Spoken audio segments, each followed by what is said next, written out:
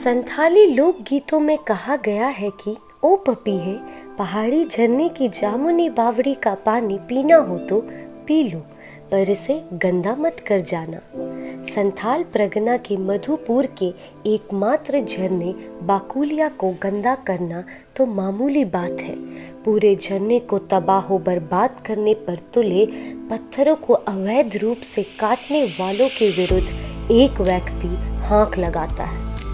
कभी इस हाहास करते झरझर झरते झरने की प्राकृतिक जीवंतता के आकर्षण में बंधे बंगाल के कितने ही कलाकार, लेखक, गायक, अभिनेता खिंचे चले आते थे। नवंबर से मार्च तक कभी यहाँ सैलानियों का तांता लगा रहता।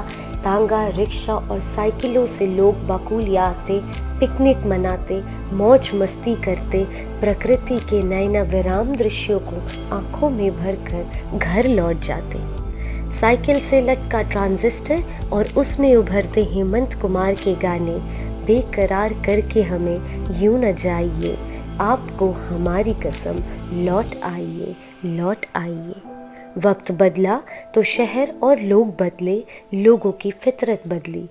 आसपास के शहरों के इर्द गिर्द उभरते पर्यटक स्थलों ने लोगों को आकर्षित किया और लोग धीरे धीरे उधर ही खिंचे चले गए।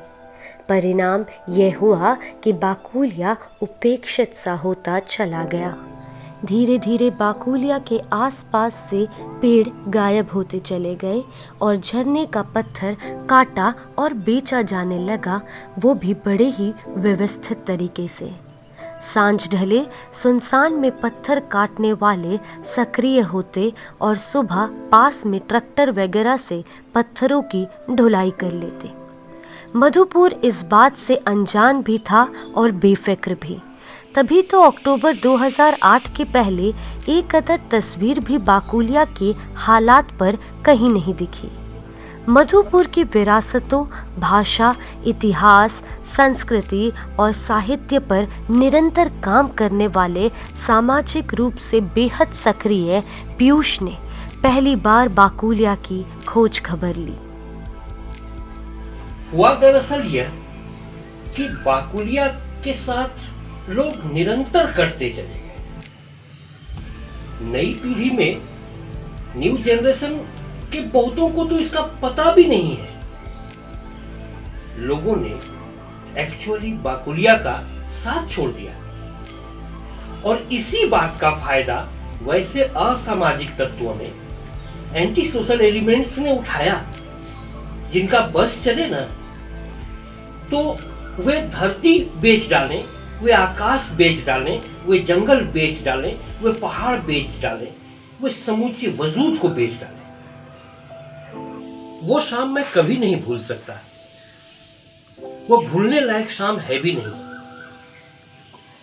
अक्टूबर 8 की वह शाम, जब मैं बाकुलिया झरना पहुंचा, अपने एक फोटोग्राफर मित्र को साथ ले लिया था।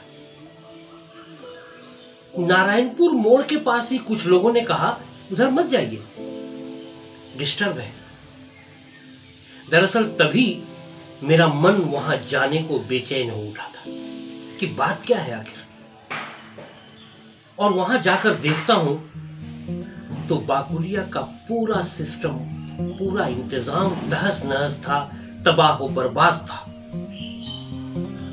बाकुलिया में एक दहशत का, एक डर जैसा माहौल था, सन्नाटा था। टूटे पत्थरों का दर्द समझा जा सकता है। जो चीख सकते थे वे बेआवाज थे, लेकिन उनका एक असर था। यही एक टर्निंग पॉइंट था बाकुलिया के लिए। पीयूष ने तुरंत लगभग दर्जन भर तस्वीरों के साथ एक मार्मिक फीचर लिखा और रातों रात एक लोकप्रिय अखबार को भेज दिया। दूसरे दिन पूरे संथाल परगना ने बाकुलिया की दुर्दशा उक्त समाचार पत्र के पूरे पृष्ठ पर देखी तो सन्न रह गए। फिर तो एक अभियान जैसे शुरू हुआ। पीयूष कलम के साथ साथ खुद भी सक्रिय हो गए। आसपास के दर्जनों गांव दुर्गापुर, ढाब, मोरडी, सलैया, नारायणपुर, लालपुर आदि जैसे सैकड़ों ग्रामीणों एवं पर्यावरणविदों से मिले।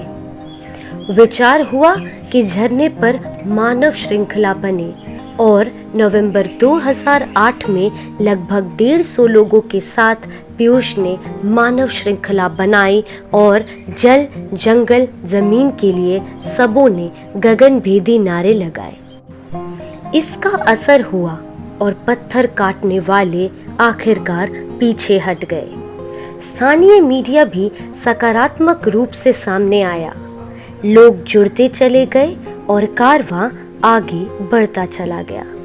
इसी उत्साह में मना बाकुलिया उत्सव। ग्रामीणों, शहरी नागरिकों, पर्यावरणविदों, कृषि वैज्ञानिकों, पत्रकारों, जनप्रतिनिधि और कलाकार सभी जुटे और पूरे दिन बाकुलिया बचाने और संवारने का संकल्प लिया गया। वह एक ऐतिहासिक दिन था जब हमने बाकुलिया उत्सव मनाया।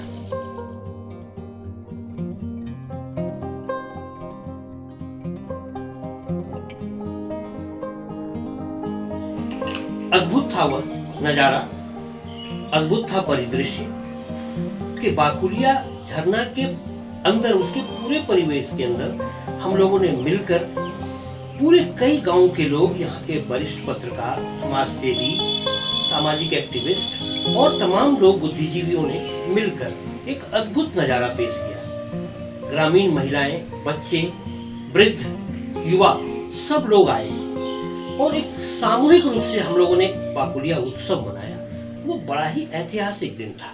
यहाँ तक कि जलपुरुष राजेंद्र सिंह जी ने जो संदेश भेजा था उसे भी हम लोगों ने वहां पर शपथ के रूप में उसे पढ़ा। पानी हाथ में लेकर सब लोगों ने बाकुलिया का पानी हाथ में लेकर, वो अविस्मरणीय क्षण है, अद्भुत क्षण था वह। यहाँ तक कि महान लेखिका महाश्वेता देवी भी समर्थन में आगे आई थी और हम लोगों का मनोबल बढ़ा रही थी। उन्होंने मुझे फोन पर कहा था कि बोलो आमी कबे आसबो। यह मेरा दुर्भाग्य है कि मैं उन्हें लाने में असमर्थ रहा, लेकिन उन्होंने जहां थी वहां से उन्होंने संपूर्ण समर्थन दिया बाकुलिया आंदोलन को, बाकुलिया महोत्सव को और बाकुलिया की इस पूरी यात्रा को। इसका एक बड़ा असर हुआ, एक बड़ा इम्पैक्ट जो होता है वह यह हुआ कि उस इलाके में जहां एक भी वृक्ष नहीं थे, जहां हरापन के लिए लोग तरस रहे थे, वहां वन विभाग ने एक प्रोजेक्ट बनाकर रांची भेजा कि वहां पर वन रोपण हो, प्लांटेशन हो और आने वाले समय में 2015 से वहां ट्रेंचिंग यानी खुदाई का काम हुआ और वन रोपण हुआ। और आज की स्थिति यह है कि वहां पर 5 से 7 फीट वाले पेड़ दिखेंगे आपको, घने।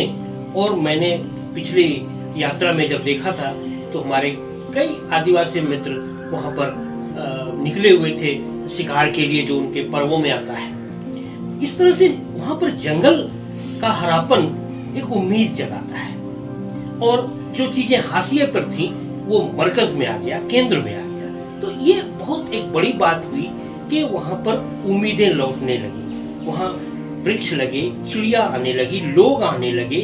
उसका एक पूरा बाकुलिया का इकोसिस्टम जागृत हुआ और उसकी एक्टिविज्म हर स्तर पर बढ़ी। कभी वरिष्ठ पत्रकार संजय मिश्र ने बाकुलिया को देखकर कहा था कि बाकुलिया एक अवसर है कुछ करने का।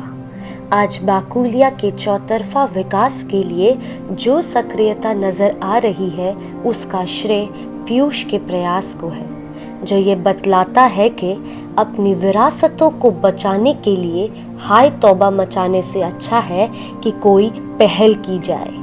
खुद पीयूष महान शायर अख्तर मधुपुरी का शेर गुनगुनाते हैं कि जंजीर बजाओगे तो आवाज मिलेगी, जंजीर बजाओगे तो आवाज मिलेगी, यूं जख्म भी खाओगे तो आवाज मिलेगी।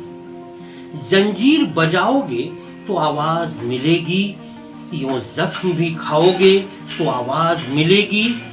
खामोश रहोगे तो तुम्हें कौन सुनेगा? खामोश रहोगे तो तुम्हें कौन सुनेगा?